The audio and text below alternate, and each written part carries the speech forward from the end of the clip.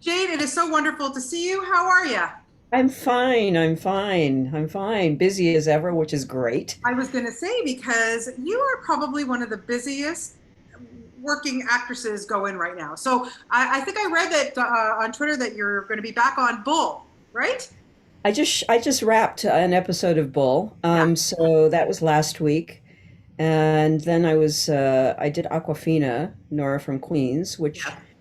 I think that aired a couple weeks ago. And Yeah. then I have a new series coming out, Ava DuVernay's DMZ. It's going Yes. to be on HBO Max, and that will probably be in early 2022. So Wow. I wrapped that in Atlanta, and so yeah, Amazing. Well, good for you. I mean, keep them coming. That's all I have to say. I'll And keep the before, work coming. I want yeah, it. okay, we'll put the good, vibes out there Get the for you. vibes out there, right? Manifest, manifest. As you know, always love talking to you. And I want to start before we talk a little bit about Snakehead. I want to know when you knew you had the passion for acting because I understand that you had that kind of showbiz blood in your family. Yeah, I didn't. Being having Asian parents, Chinese American parents, sort of they weren't tiger parents, but they want you to be. I actually did a year of medical school, I did not know and then I quit because I was doing an apprenticeship at Jonas Salk Institute. And I had to do experiments on these live rats, which I just absolutely turned me off. So I quit and I went to graduate school for theater in playwriting, acting, and directing Yeah. at And UCSB. but didn't your grandfather, I think we My spoke about grandfather, yes, my maternal grandfather was actually a very big icon in yes. China and Hong Kong and Taiwan. And he had his own production studio. He had three studios in China. And then when the Communist Revolution took over, he fled and he worked with the Shaw brothers for years, for decades, until he passed away in 1959. So I Amazing. have it in my blood. I'm the Did, only one in the family that followed his footsteps. I don't what know did if your that's parents say when you decided to go into acting? Oh, they hated it. They hated it, because acting is like, in the Asian community is almost a form of, prostitution in a way because, and so it's like, no, you can't do this. This is terrible. This is terrible. You can't do this. Yeah. But I think I proved that, I'm capable of doing it now. I've been in this business for Right. 50 years, so I it's about know. time. Amazing. And then, you get this great script, Snakehead, and it's given to you by a director writer who this is his first feature film, Right. Evans. So what was it about it that you thought, okay, I'm going to take this on and I'm going to trust this guy because maybe he knows what he's doing. Well, here's the backstory on that. I've known Evan kind of unconsciously known him. I've known Brian for a very long time, and I've known Sung almost 20 years. Wow. Because I was at Sundance when BLT, Better Luck Tomorrow, was screening at Sundance. I was on the shuttle bus, and the only two of us were on the shuttle bus. It was Roger Ebert and I were on the shuttle bus. Of Wow. course, I knew him, he didn't know me, and then he was looking at his Slim Jim calendar of, what to. And so he turns to me and he says, "Well, what should I see?" And I said, "BLT, you've got to see BLT." He says, "Well, I had it on my list, but, I have so much to see. I don't know if I can make it." And so I didn't say anything, hopped off the bus, and I turned around and I said, "I'll see you tonight at BLT." Good for So you. he showed up, and the rest is history. So I've known Sung since that time, and Evan was doing behind the scenes footage, Right. for BLT, and I also did a film with Sung called The Motel Mm. Amazing. back in 2000, yeah, 2005. So Yeah. we've known each other for a long time, and it was Sung and Brian that called me up and said, "Hey, we've got this script. Could you really consider doing it?" And so that's how I got into the whole thing. And she is quite the character, Daima. I mean, you really play her so well. And I Oh, know thank you. how I told you this before when I spoke to you earlier at the film festival, but she's, you know, how do you explain this woman? Because she's at the forefront, she's maternal. That's it. Like she's a mom, it's family first, right? She's very calm, but yet you don't want to cross her. because she is the boss, right? Well, she's doing a job nobody else wants to do. Yeah, And and with that job, I think I mentioned this before, is responsibility. And so there's a responsibility for all the decisions she makes. So she has yeah, to be very careful. And if it's going to be survival and protection of family, there are consequences to those decisions.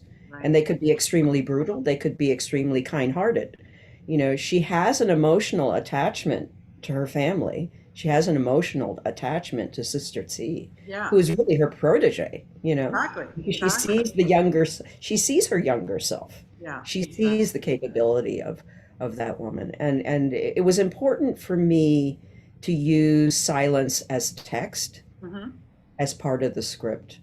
So there were many opportunities where I just kind of cut my lines because you can act them. It's more powerful because then you get the subtext of that character, you know. Wow, yeah. And then a lot of your scenes, obviously, with Shuya, who plays Sister Z, and she's so good.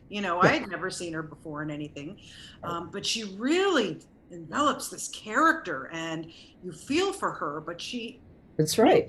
yeah, and to me, It's the watching, same kind because she is the younger version of Daimar. She's got that strength. She's got that confidence. So what Daimar sees in her is I can mold her. She will be my legacy.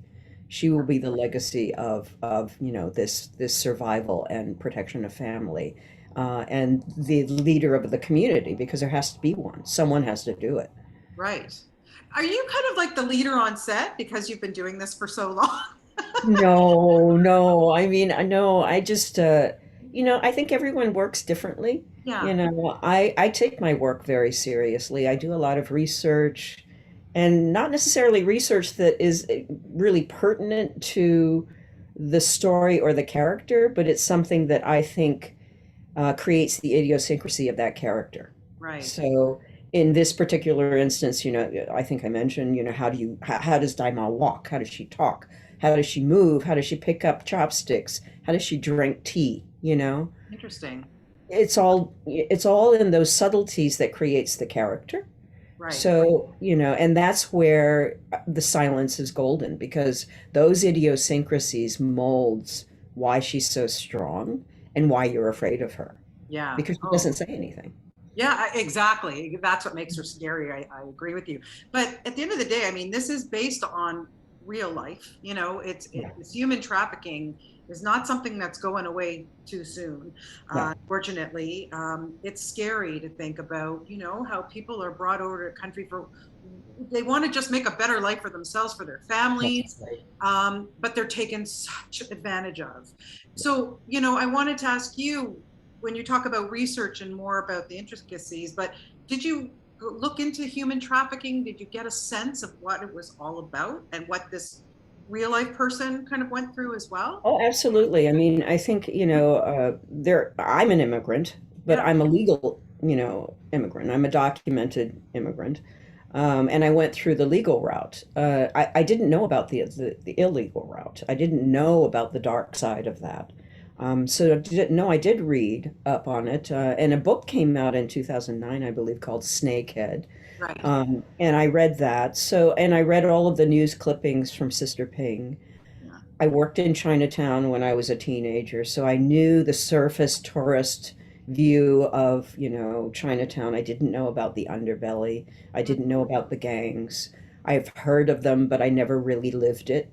Um, so it was a matter of just what every community has this dark side. yeah, It's of not course. just Chinese community. It's like all communities have this dark side, this underbelly. And that's what I think is the beauty of this film because that's where it's has that universal aspect. Because Yeah, this could take place in a Polish community, a Russian community. I mean, it's everything. universal, and 100%. it's worldwide. It's worldwide. So, yeah, It's interesting to me too that we see the strength of the women, the Asian women in this film. Yes, like really. I mean, like I said, it's scary and what Shuya's character goes through. It's brutal, yeah. but at the end of the day, I like that Evan focused on these women. I think that's so important. And yes, yes. And how how many men focus on a female story, Right. really, and then highlight it and highlight those humanistic sides of surviving in this world. Yeah. And here's a side of two strong women that you would never see in these circumstances. Yeah. And they're not superheroes. You know, there's No. Yeah. it's not a superhero movie, and it's just a human movie. Yeah. And this is very much on a human level, which, I just find it fascinating. And it was so challenging. And I hope everyone sees it. It's always hard with indie films, but we've been pretty good. We've been pretty lucky. Yeah. So, I hope more and more people see this film. Oh, they will. They will. They got great response at the Toronto Film Festival, of course, and I've been shouting it from the rooftop. So we'll make sure. Oh, bless you. To wrap it up, Jade, like we said earlier, you do so many different. You've been on so many series. You do so many things. What do you look for now? Like when you get something offered to you, is there something specific? Um, a lot of my work revolves around human rights, revolves around social justice. Even if they're minor roles on television shows, there's a message. Hmm. I've been fortunate enough to actually pick and choose what I do now, but it took 50 years to get there. Yeah. But I choose to do that because I think I can make more of an impact Yeah. in my work. Right. Like doing these kinds of interviews, like what am I focusing on? Highlighting, two strong characters, female Asian characters who are not stereotypical, Right. who do not fall into caricature, who do not, depict prostitution and meek, female characters. Yeah. So that's what I choose to do, and that I hope I can continue to do that. I do a lot of writing, so I've got a few TV series that I'm developing. Oh, good Uh, stuff. Oh, good. Well, we look forward to everything that you do. I always love talking to you. Thank you so much again for your time today. Really appreciate it. Absolutely, thank you, And thank you, Bonnie. Good to see you again. good to see you, and hopefully next time in person. Okay. I hope so. I hope so. Yeah, let's make that a plan. We will Manifest. I'm going to take you to Chinatown, and we're going to have a good meal. How's that? All right. Sounds good to me. Sounds good to me. Take All right. care. Thanks a Have a lot. great Okay. day. Goodbye. Bye.